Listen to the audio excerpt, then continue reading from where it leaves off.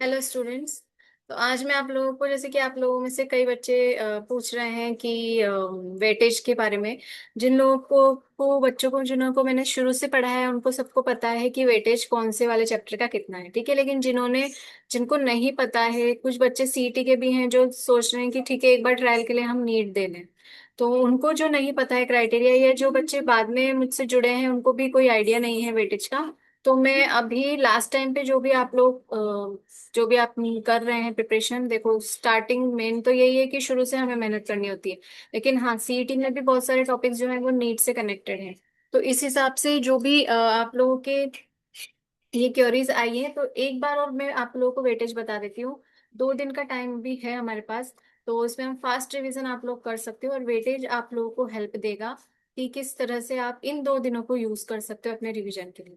तो अगर जो लोग प्रैक्टिस कर रहे हैं, अभी प्रैक्टिस बंद कर दो, प्रैक्टिस मत करो। जो भी फास्ट रिवीजन आप कर सकते हो, जो फ्लो चार्ट हमने बनाया है, जो डायग्रामेटिक, जो टिप्स और ट्रिक्स निमोनिक्स हमने याद किए हैं, उनको आप जितना फास्ट रिवीजन कर सकते हो। और देखो ऐसे नहीं कि जो अलग रजिस्टर हमने निमोनिक्स और का बनाया कि बस उसको देख लिया हो गया, नहीं। आपको पूरा का पूरा सिलेबस ओपन करके पूरा फास्ट रिवीजन करना है, और आप वो इजीली कर सकते हो। ठीक है, कुछ चैप्टर्स आज और कुछ चैप्टर्स हम कल कर लेंगे, तो जो हाई वेटेज वाले हैं वो आप आज से शुरू कर सकते हैं। तो देखिए बताती हूँ आप लोग को। I am going to share screen in front of you all. Screen दिख रही है आप लोगों को? ठीक है।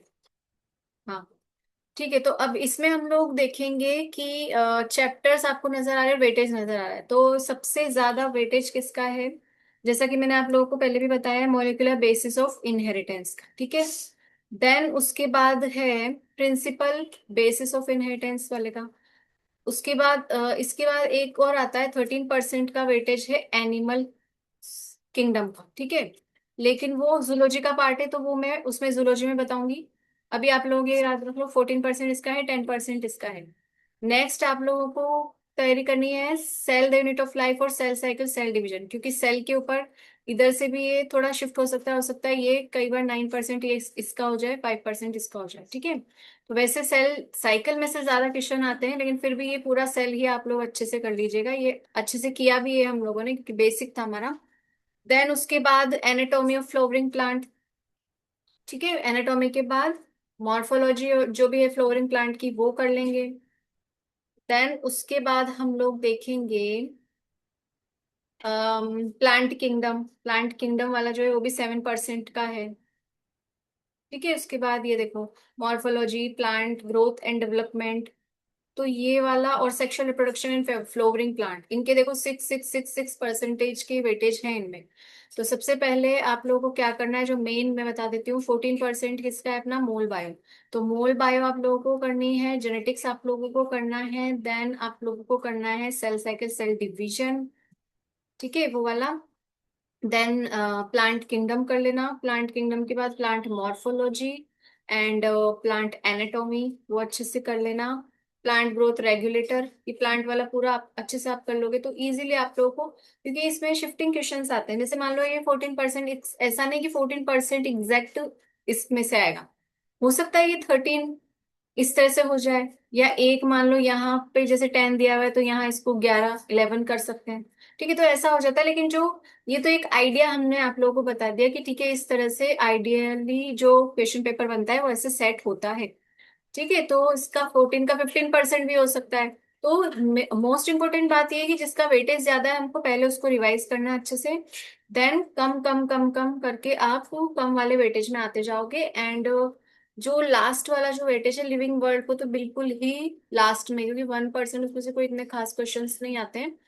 फिर उसके बाद आप बायोडाइवर्सिटी है, respiration in plants, human welfare, ये इकोसिस्टम, ऑर्गेनिज्म, पॉपुलेशन, फोटोसिंथेसिस, ये वाले आप कल देख सकते हो। पर आज जो वेटेज ज्यादा वाले हैं वो आप लोग इस तरह से प्रिपेयर कर सकते हो। मैंने एक आप लोग को आइडिया दे दिया, बहुत इजीली कर लोगे। जब टारगेट बनाओगे कि हमें करना है तो वो इजीली हो जाए।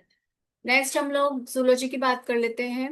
जूलॉजी में सबसे ज्यादा वेटेज है एनिमल किंगडम का, ठीक है। एनिमल किंगडम का सबसे ज्यादा वेटेज है 13% का, एनिमल किंगडम है। देन है फिर अपना बायोटेक्नोलॉजी, ठीक है। उसके बाद है बायो मॉलिक्यूल्स, फिर है स्ट्रक्चर ऑर्गेनाइजेशन। इसमें स्ट्रक्चर में मैंने आप लोग को बताया था एनिमल टिश्यू वाला, जिसमें फ्रॉग और कॉकरोच। तो कॉकरोच में से बहुत सारे क्वेश्चन आते हैं, तो कॉकरोच को बहुत अच्छे से पढ़ के जाना।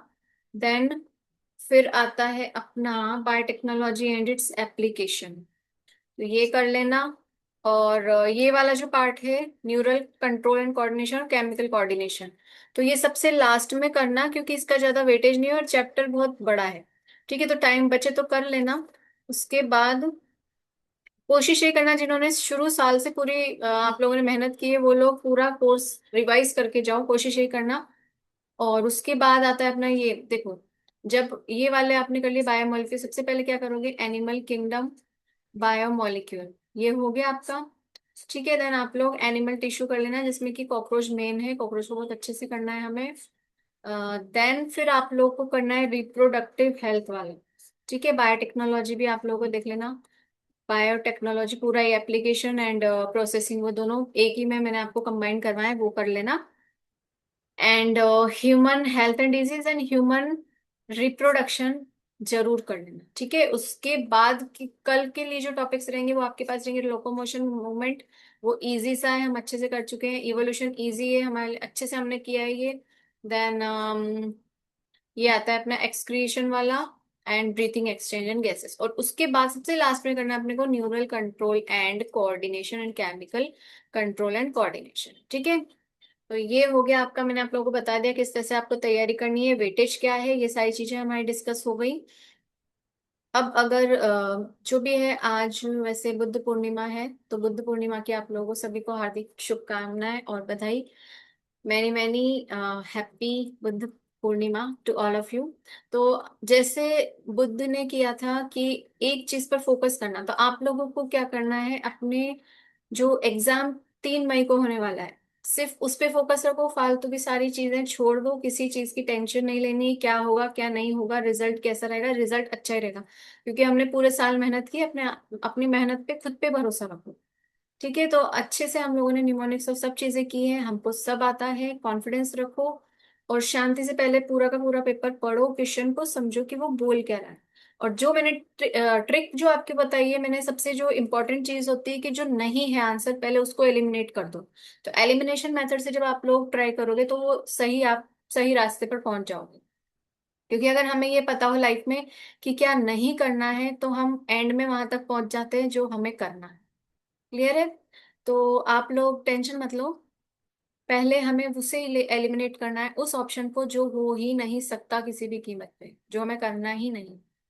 क्लियर है? तो इस तरह से हटाते हटाते आप राइट ऑप्शन तक पहुंच जाओगे, कॉन्फिडेंस रखो, अच्छे से क्वेश्चन पढ़ो। जो ज्यादातर बच्चे मिस्टेक करते हैं वो है नोट में।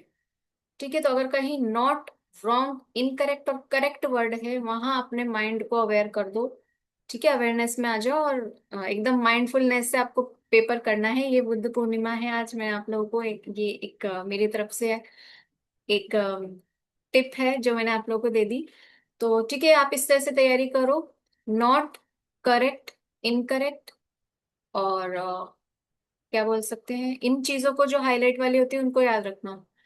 और रॉन्ग, राइट, इस तरह से जो ऑप्शंस होंगे ना, उनको आप 2 बार उस क्वेश्चन को पढ़ो, क्योंकि उस क्वेश्चन में ही हम लोग, बहुत इजी होता है और हम मात खा जाते हैं। ठीक है, स्टेटमेंट बेस्ड वाले क्वेश्चन है, वो इजीली कर सकते हो, आप लोगों को पता है, स्टेटमेंट पढ़ोगे, स्टेटमेंट पढ़ने के बाद आपको पता है हाँ भाई ये बात हो सकती है।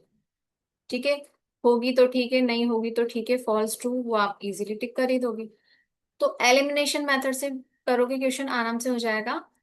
और फिर उसके बाद मैं वेट करूंगी आप लोगों से, सबसे मुझे होप है कि आप मुझे गुड न्यूज़ दोगे, और यही न्यूज़ दोगे कि आप लोग सिलेक्ट हो गए और आप इजीली क्वालिफाई कर सकते हो, उसमें कोई टेंशन नहीं है।